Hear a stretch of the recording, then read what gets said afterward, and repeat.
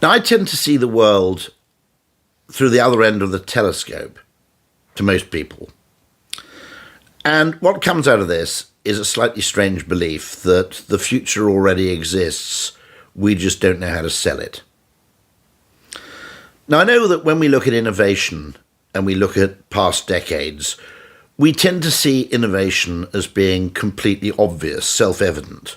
Someone invents the mobile phone, we immediately decide that mobile phones are much better than landlines, and we all switch. Or someone invents multi-channel television, or someone invents any kind of new device, for example, air fryers, okay? And we tend to assume people see that they're good and they buy them, okay? What we're doing, I think, is concertinaing the past. And we always do that when we look backwards. We tend to see change as being much more instantaneous and much more self-evident than it really was. And that's because as humans, what we tend to do is once we've made a decision, we post-rationalize it. And it makes obvious sense. But it didn't make obvious sense at the time. And what I mean by this is that I spent quite a lot of my life persuading people in Britain that it was a good idea to have home broadband. Now, I don't think anybody would move into a house now and debate whether they had electricity or whether they had broadband. It's a fait accompli. That job is done. But at the time, it involved a surprisingly large amount of work and a surprisingly large amount of experimentation. You could argue, for example, that the mobile phone didn't become a really big technology until they invented pay-as-you-go. And that was for whatever reason. A large number of people had just a huge emotional or indeed practical obstacle to signing up to a monthly contract. Strangely, a lot of the people who signed up for pay-as-you-go ended up spending more monthly than they would have done had they had a contract, but nonetheless, what they didn't like emotionally was just the idea of continuous commitment with no kind of escape clause, the feeling that even if you were skint, you couldn't just lock your phone away in a cupboard. Okay. Nobody did actually lock their phone away in a cupboard, but nonetheless, that's what they believed in advance. And an awful lot of behavioural change and attitudinal change works like that. It seems absolutely self-evident in retrospect, but at the time, it's anything but. And I kind of call these Ratchet decisions. Quite a lot of new products, quite a lot of new technologies only become kind of self-evident in their benefits once you've experienced them. Classic example being an air fryer, another example being a Japanese toilet. We don't want them in advance. We have a lot of trouble being persuaded that we need them, but once the benefit becomes clear, then suddenly the benefit is absolutely obvious and we can't understand how we ever live without it. In my country, the UK, it took about 25 years to persuade people that 4 television channels weren't really enough. Now, I don't know a single case of someone who's reverted from having 150 channels to having 4, but nonetheless, what you will find is that quite a lot of changes, quite a lot of technologies effectively work in a strange way. It's not that we're persuaded to use them, it's that having experienced them, our whole utility function, our whole idea of what's important is fundamentally changed. Perhaps the biggest example of all these changes would be having children. So to anybody who doesn't have children, let's say you're married, you're in a long-term relationship, okay, you'd ask those people, what do you really enjoy? And they'd say staying out late, going on exotic holidays, having a lot of free time, having a lot of disposable income, trying new things, having complete flexibility.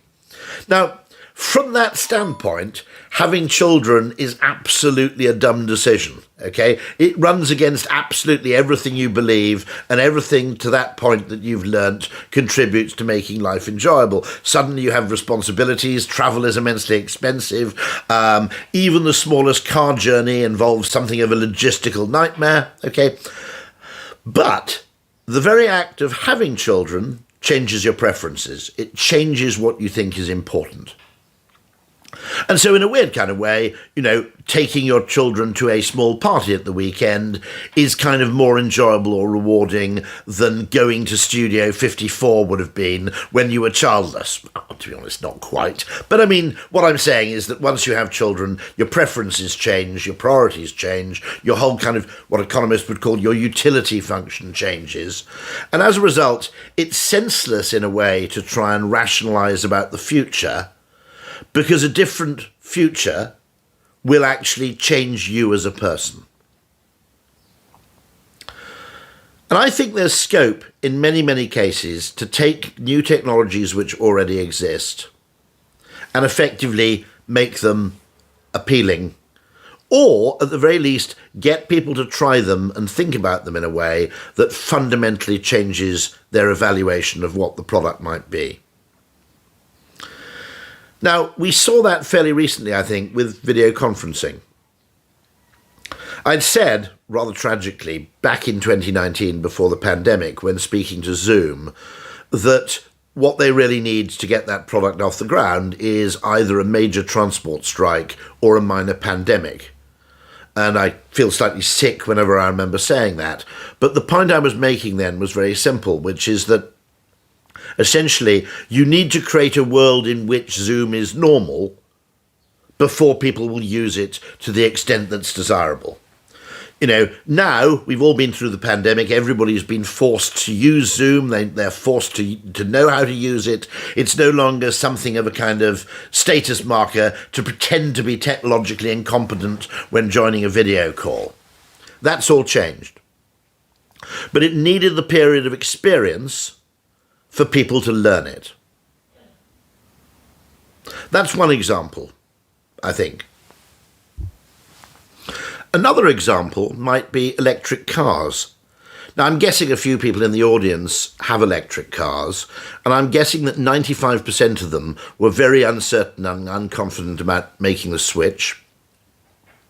But once you've made the switch, and you've invested a certain amount of time and effort in actually learning how to charge, learning, installing infrastructure, effectively, mastering a new technology and mastering a new interface, you're pretty reluctant to go back. Again, it's what I call the Ratchet effect. There are certain technologies which are very, very slow to click, but once they've clicked, they stick. Now, let's take another technology, which I think is a perfect case of an example where the technologists have done all the hard work, but the marketers have yet to find their stride.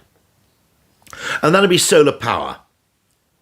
Now, growing up in the UK, which is not famous for being the sunniest country in the world, I spent most of my childhood thinking that solar power might be a thing if you lived in Phoenix, Arizona, or the sub-Saharan, part of Africa, but it was pretty much a waste of time in Northern Europe. That isn't true anymore.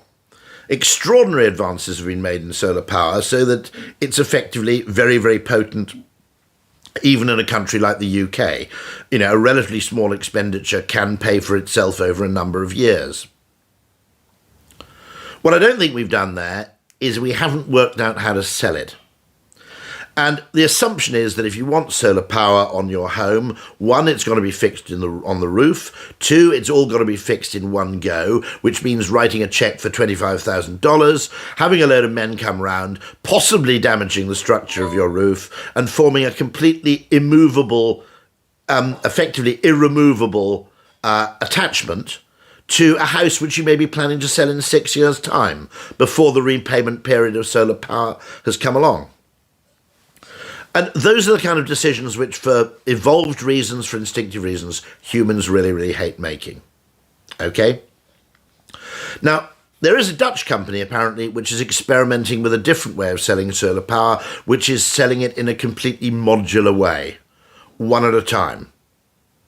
Now, in that case, what you do is you spend a few $1,000s, and you maybe don't even fix the solar power panel to the roof. You just put it somewhere in the garden. Maybe it only powers your shed, or maybe it only powers your summer house. Maybe it makes a contribution to charging your car. And then, if what you do works and you like it, you buy another one.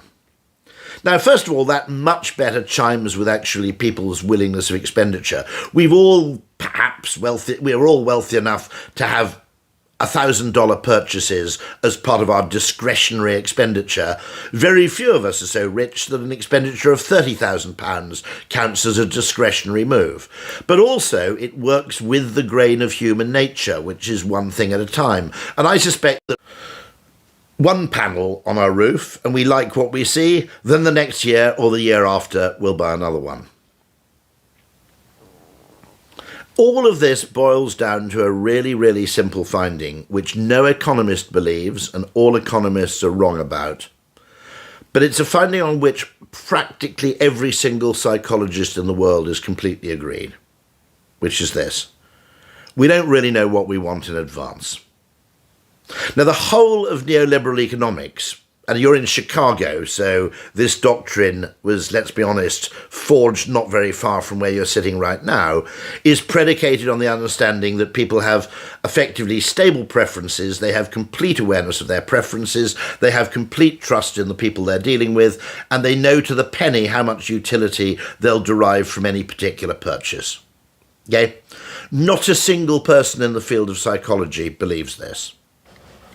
In many cases, we don't know what we want until we've had it. We don't know what we've lost until it's gone, as Joni Mitchell sang. In many ways, humans do not know what they want in advance, and the best way to actually get them to appreciate that is to give them a little bit of what they don't know they want and let them find out that they like it a lot more. That's how the world really works. Now, you're all thinking, that's fine and dandy, but what's it got to do with aluminum, or aluminium, as we perversely call it over here?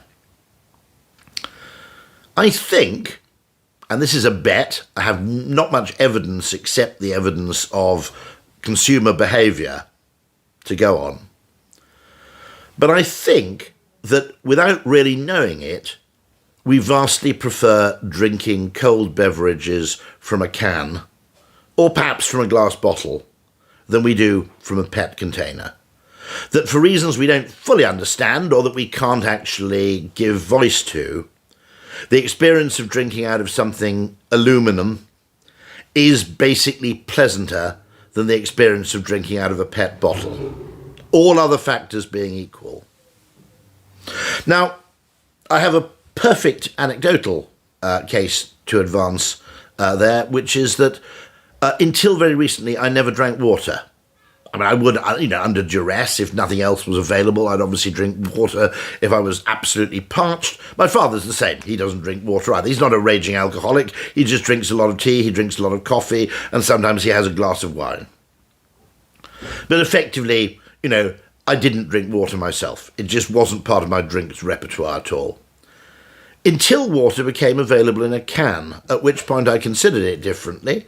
I reassessed it, and for whatever strange reason, even though in some ways the can was not always closable, so you'd think it was actually disadvantageous, I found drinking water from a can was pleasant in a way that drinking water from a bottle wasn't. I don't know why. My kids have long insisted that I buy Coca-Cola or Diet Coke for them in cans rather than any form of bottle. It costs quite a bit more, but they basically don't like Coke out of a bottle. Now, this could be to do with partly actually measurable scientific factors like flavour. It could be something completely different, which is just effectively psychological association, expectation. Something about the coldness of the can may appeal to us. In other words, if the can feels really cold, it changes our perception of the drink we're drinking. I don't fully know the reasons, but if it's true, what we need to do is find out whether my anecdotal experience scales up. And find out actually whether people will, without being able to voice the reasons why, pay a premium to drink any drink out of a can rather than out of a PET container. That's without any knowledge of the awareness, the recyclability, the environmental considerations concerned. That simply the experience is vastly pleasanter to a degree where, without necessarily knowing why, people will be prepared to pay the extra. To understand this better, we need to go back to a Polish-American philosopher called Alfred Korzybski. Now, Korzybski is principally famous now for having coined the phrase, "the map is not the territory." And it's a useful phrase in my field of behavioral economics, because one of the things we would say is that economics provides you with a map, reality provides you with a territory, and that what's left out of the map is often more important than the information that the map contains. That economics used on its own gives you a very, very unreliable guide to how humans will behave. And one of the strongest economic assumptions would be, if you ask people, do you prefer a plastic bottle or a can? And they say, don't care, because they don't know. And then you say, knowing that a can costs more than the plastic bottle, would you be prepared to pay for it? The people would say, no. And that's probably true as far as it goes. However, our appreciation of the value of something is denoted by a context and an experience. Now, to give you a clear idea, okay, Coca-Cola is sold in perhaps 12 different ways. Now, if you buy it in a can from a vending machine, ready refrigerated, you will be paying perhaps 6 or 8 times per unit volume more than you're paying if you buy it at room temperature from a discount store in a 2-litre PET bottle. Okay? So what people are prepared to pay for Coke is entirely context determined and context dependent. And the second thing is that packaging is a major part of the context, as I weirdly discovered with water. Water from a bottle, no thanks, I'll buy something else. Water from a can, ooh, actually this is quite a nice part of my hydration repertoire. Okay? Fundamentally, the packaging determines the experience. Not as much as the contents do, I wouldn't go that far, but every bit enough to get people to pay a 700% premium for consuming something in one way rather than another way. The place, the time, the packaging, the context all have an effect on our effectively subconscious appreciation of what value is.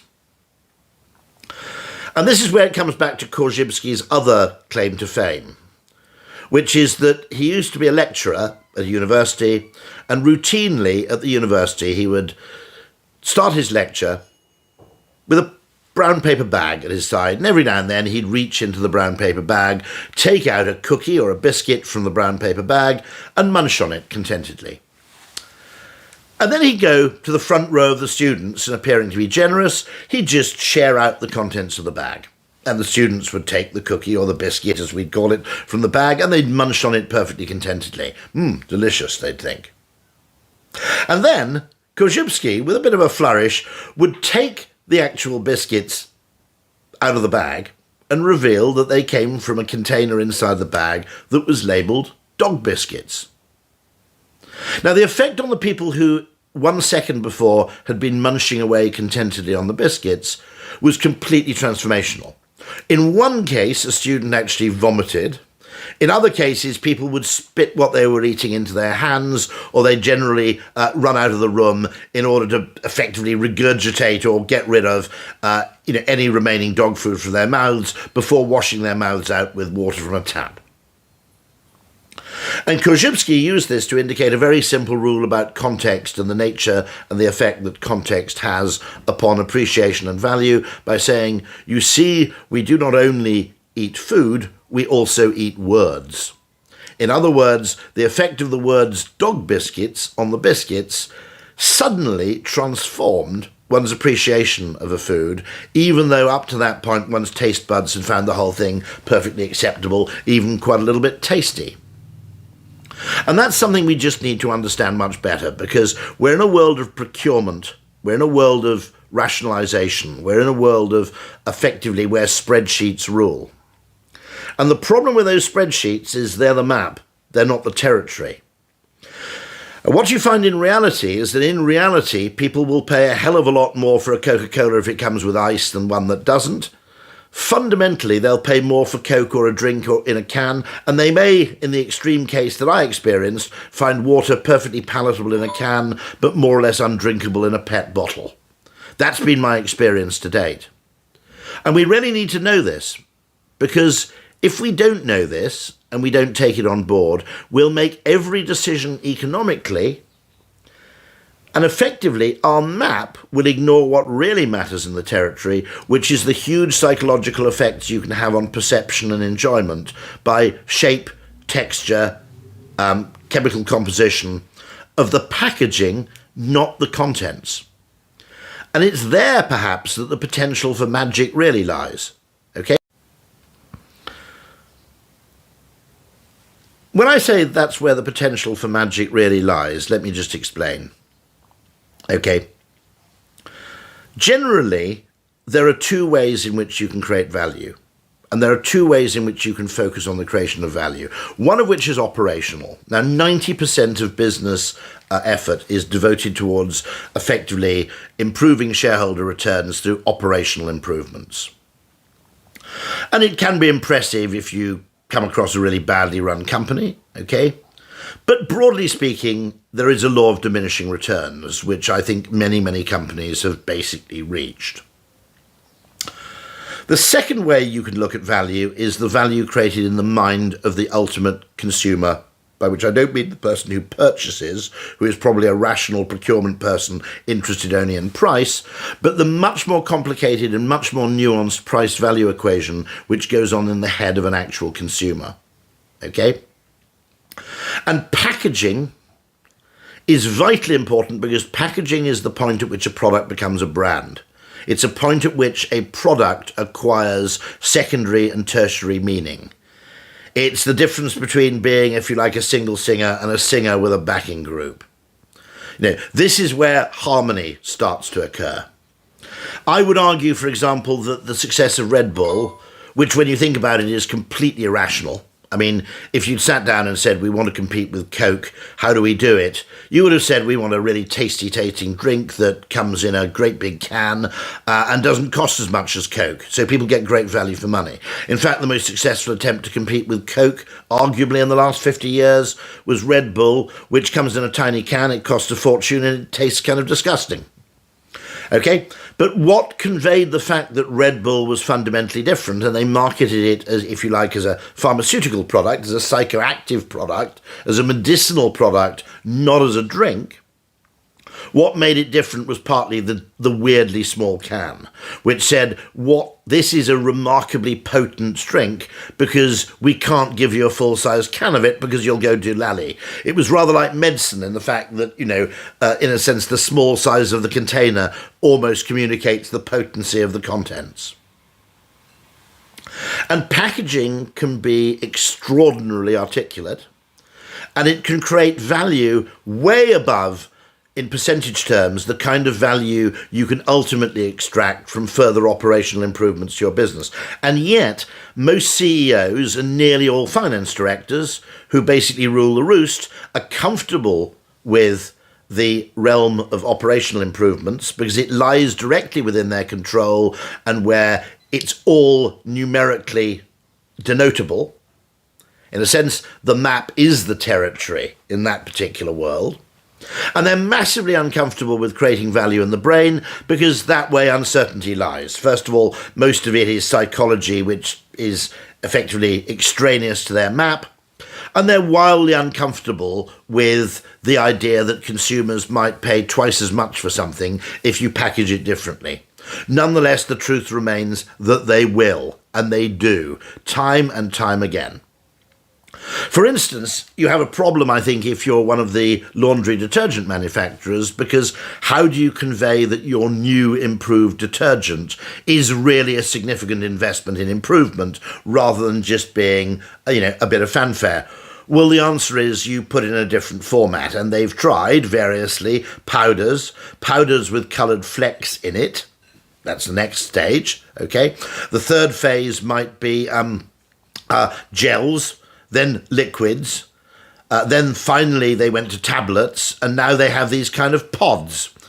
The problem they now face is if they want to convey a serious kind of technological improvement going forward, they've kind of run out of formats unless you produce a laundry detergent that's in the form of a plasma or something like that. Similarly, liquid death being an example, you can also convey that your product is fundamentally different and new by packaging it differently.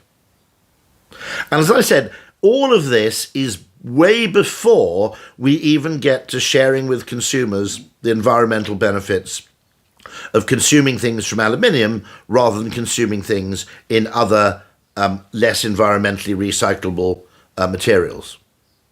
Even before we've done anything to try and appeal to consumers' kind of higher instincts,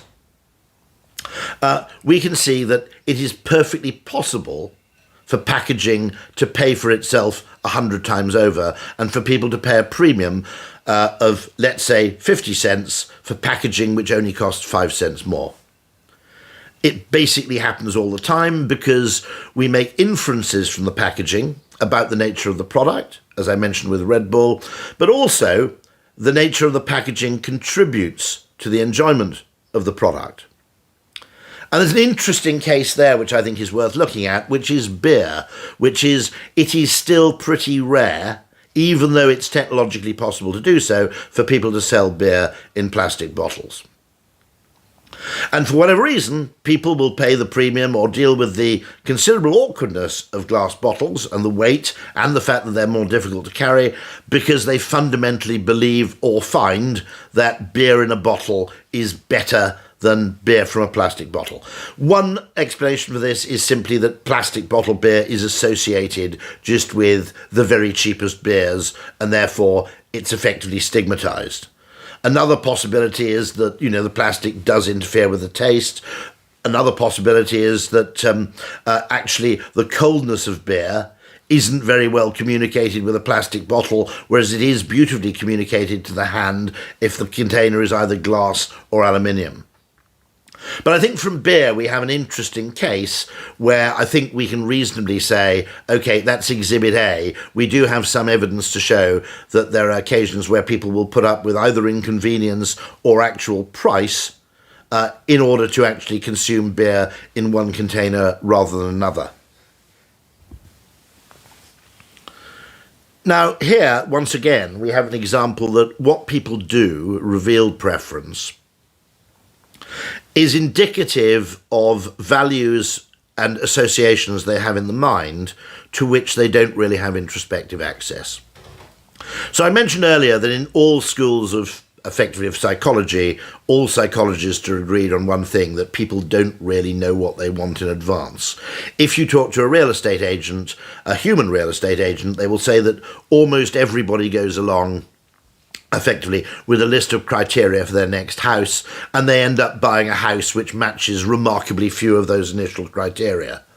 Because other things that you can't stipulate, perhaps a view, architectural style, a particular neighbourhood, suddenly those things which are hard to define and impossible to quantify become dominant in the recursive process of property hunting. This is one reason, by the way, why I feel, lucky that I predate the age of internet dating.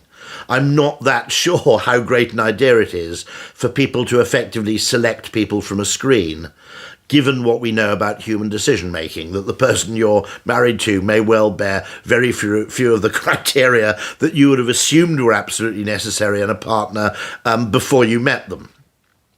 Essentially, when we make a final decision, our unconscious is allowed perhaps the defining role in the process. But the great thing about the unconscious is it's effectively opaque to introspection, and we can't give voice to the desires of the unconscious in advance, but the unconscious speaks to us in retrospect.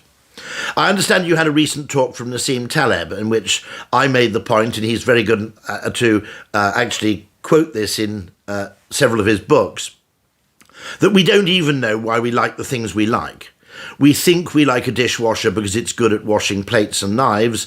In reality, the real value we derive from having a dishwasher, which is why not having a dishwasher is so madly frustrating, is that a dishwasher is a place where you can put dirty crockery out of sight. The second your dishwasher breaks down, you're miserable not really because you have to wash up by hand, but because you have to spend, a quarter of the day looking at a pile of filthy dishes, which a dishwasher renders invisible. In the same way, we don't have swimming pools really to swim in. We have a swimming pool so you can walk around your garden in a bathing costume without feeling like an idiot. And also because hot weather is made surprisingly bearable by the presence of a swimming pool. You may not even jump in the pool. Merely knowing it's there makes walking around your garden on a hot day just much more tolerable because you know there's an escape. And as I said, it wouldn't surprise me at all to know that aluminium packaging has many of those same unspoken, unthought benefits which we'll pay for even if we can never describe them.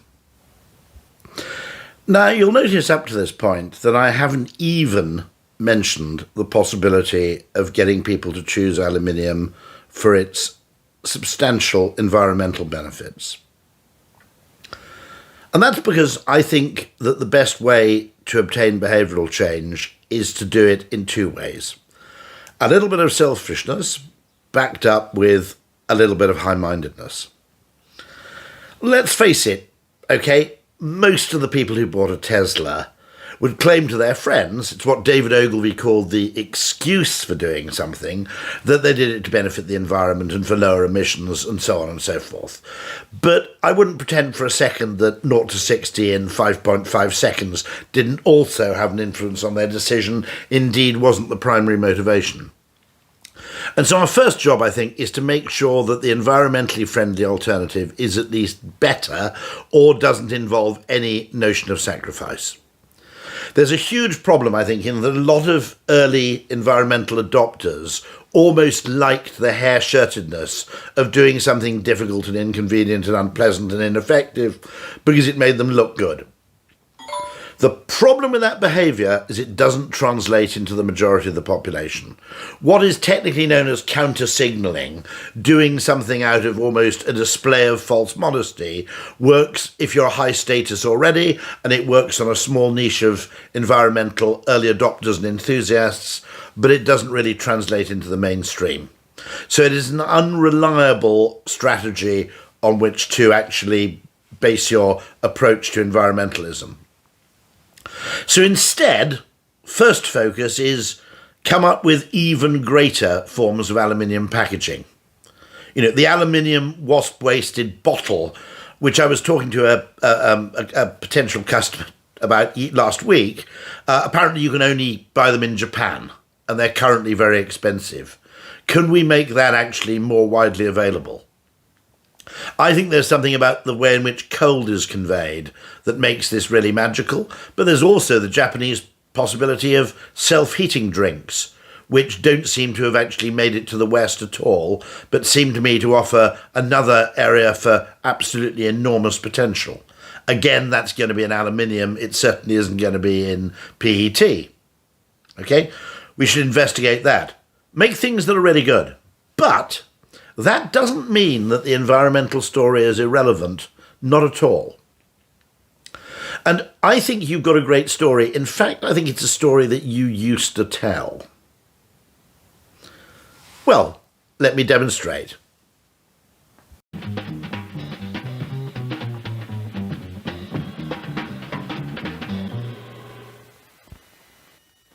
Fashions in vogue, and all with an accent to elegance, designed by Evan Picone. Fashionable too, and with an accent to elegance, are these gleaming 1958 automobiles. Elegance that comes from the sweeping, graceful design, and from the extensive use of Alcoa aluminum. Alcoa aluminum is the fashion metal. It imparts a gleaming beauty that won't rust, chip, pit, or peel away. More aluminum is designed into the new 1958 automobiles than has ever been used before. Textured aluminum, super hard aluminum, lustrous aluminum in beautiful, colorful, anodized finishes, developed and perfected by Alcoa. This year, the most beautiful cars in the world are proudly wearing the gleam and go of Alcoa aluminum. Aluminum gleam that provides an accent to elegance. Aluminum Go that puts extra power and efficiency under the hood. See these beautiful cars at your local automobile showrooms. The Evan Picone fashions at better stores. The aluminum by Alcoa, Aluminum Company of America, the world's leading producer of aluminum. Why don't ads like that exist anymore? Well, the reason ads like that don't exist anymore, I think, is that since globalization, You no longer have the kind of category leadership from enormous corporations which, in a sense, dominate an industry, which allow those industries to do what I'd call category-level advertising. It used to happen in the 1950s. There was an advertising campaign in Britain, if you want to get ahead, get a hat. And it encouraged people, I think slightly battling against the trends of fashion at the time, that they needed to buy hats. Now, how was it funded? It was funded actually by a trade body, which was the kind of British hat makers' trade body. And they'd basically issue a levy on all their members, and that would be enough to fund an advertising campaign, not for a specific brand of hat, but for hats in general. That doesn't really happen anymore because British hat makers' own share of the hat making market in the UK is probably so small that you'd end up effectively just creating demand for products manufactured by people who hadn't contributed to the campaign at all. It's the old free rider problem. In the same way, you probably don't get the dominance of a single player as you might have done with Alcoa in the 1950s, where they can fund a campaign effectively for a chemical element and be confident of reaping enough of the gains that it actually pays for the cost of the campaign. I think that's a pity, because I think that we spend too much time effectively advertising on the sometimes fairly nugatory differences between different brands, and we never get to advertise the benefits of whole categories, whether it's the electric car in general rather than specifically the Kia or the Hyundai, for example. There's no advertising campaign for electric cars, there's just an advertising campaign for individual electric cars. Quite often, actually, that can be self-defeating because you create such a paradox of choice that people decide not to electrify at all because they can't decide between all the competing messages. It also causes car makers to compete on range, which I think is a relevant thing to do in the US. In smaller countries like the UK or the Netherlands, I think range anxiety is very largely a kind of psychological worry that we've imported from the US, which probably shouldn't be affecting us nearly so much because our countries are what geographers call very, very small, and they're very densely populated. You know, we don't have places which are in the middle of nowhere in the UK. You know, I understand what it's like to be stranded with a 5% on your battery 150 miles east of Boise, Idaho in a truck stop. That situation doesn't really pertain in a country like the UK. And it would be great if somebody, maybe the largest player in the market, actually ran some advertising to inform consumers of the remarkable benefits of aluminium. In particular, the extent to which it's not only recyclable, but it's also infinitely, or near, not quite, but near infinitely recyclable. In fact, the can you're holding in your hand right now may well come from aluminium that was mined in the 1970s, for example. And the fact that once mined effectively at only 5% of the energy cost, it can be recreated again and again and again is something I don't think most consumers know. I think when they think recyclable, they think it ends up being recycled once. In the way that PET plastic ends up being recycled once. It's generally downcycled rather than recycled. You know, it ends up being turned into something like a waste bin, and ultimately it only has effectively one afterlife. The fact that your product has, you know, almost in Buddhist terms, has the capability for infinite regeneration, I think is a really, really interesting facet which consumers simply don't know. They don't know the fact that actually this is a wonderful case because all the heavy energy consumption has already been done when the product was first created, and now it's just a case for finding infinite new uses for it. They don't know the fact that because it's so valuable, there's a real incentive for people to make use of waste aluminium, whereas there isn't an incentive for people to make use of waste plastics simply because the brand new alternative isn't all that much more expensive. If only people understood that message and really understood what made it distinctive and different, that would make a great, great difference. So I'd love to see more advertising of that kind. I'd love to see someone actually promoting a chemical element, as used to happen in the 1950s and 60s, as I say, rather than always just promoting what makes one individual brand slightly better than another. And I think there is a real education job to be done there. And I think, there's some magic there. The idea that, for example, the can that you're holding in your hand, or indeed the bicycle you've just bought, contains something that was, mined 20 or 30 years ago and has had 3 or 4 intervening functional lives as a can, as a container, as, a small part of machinery. That's a really, really wonderful thing. You have the fact that without aluminium, the Wright brothers would never have got off the ground, for example. There are tremendous stories to be told, and tragically, because all budgets are now brand budgets, we don't have category budgets. These wonderful stories, which I think were told once, never get told. I think it's a really, really sad thing. But I'm going to make another suggestion as well. When I said people don't know what they want until they have it, one of the great tips from behavioural science is, and this may not work, it's simply a daft idea of mine which I'd like to experiment with. I have a lot of these ideas, and the point about these ideas is you'll never arrive at them rationally. We have got to stop having this culture in business where the only things you can try are things you can justify in advance. Because it's a massive limitation that we impose on our pace and scale of innovation. And that's because there are far more good ideas you can post-rationalize than there are good ideas you can pre-rationalize. There is a very limited number of ideas, all of which are very similar and generally revolve around efficiency and cost cutting in terms of rational improvement of a business. In terms of the creation of psychological value, however, the sky's the limit and the potential scale is immense, and some of the ideas may not even cost very much, some of them may make you money. But once again, there are far more good ideas we can post-rationalize than good ideas we can pre-rationalize. Now, anybody here from a drinks company, I'll give this idea away for free. An electric car charger is effectively a drinks vending machine with an extra 10 kilowatts or so. If you want planning permission for vending machines, it's really difficult. If you go to a local council and say, how would you like to actually meet all your targets for providing vending machines for the next 5 years at no cost, oh, and by the way, they'll sell drinks as well, they might be a bit more receptive.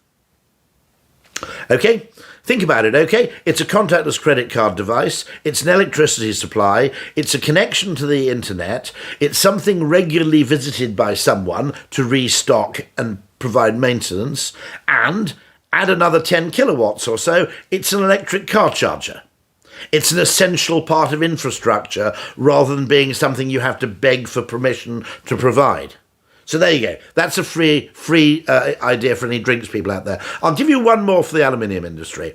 In behavioural science, there's a little doctrine called EAST, which stands for easy, attractive, social and timely. If you can make a behaviour easy, attractive, social and timely, more people will adopt it. How can you make recycling more fun? Actually, it's quite easy. It's called a can crusher. If you could look after, one of the great advantages of aluminium, by the way, is that it doesn't take up so much damn room in your garbage. In fact, you can shrink your garbage significantly if you crush a can before you put it in. Most people don't have one. There's an additional bonus, okay, which is that can crushing is really enjoyable, and can crushers could be sold at a profit while also sharing information about the remarkable properties of aluminium. Why don't you make it a peripheral aim of yours to get a can crusher in every American home? It's a benefit, it's also incredibly fun. Give anybody a can crusher, they will go around looking for cans to crush. Design one, if you like, that's even better than existing can crushers. Maybe it's electric, maybe it has some peculiar mechanism, but go and look for a way to make the very act of recycling selfishly rewarding as well as socially rewarding. That's my free tip for the day. Enjoy the rest of your conference. Thank you very much.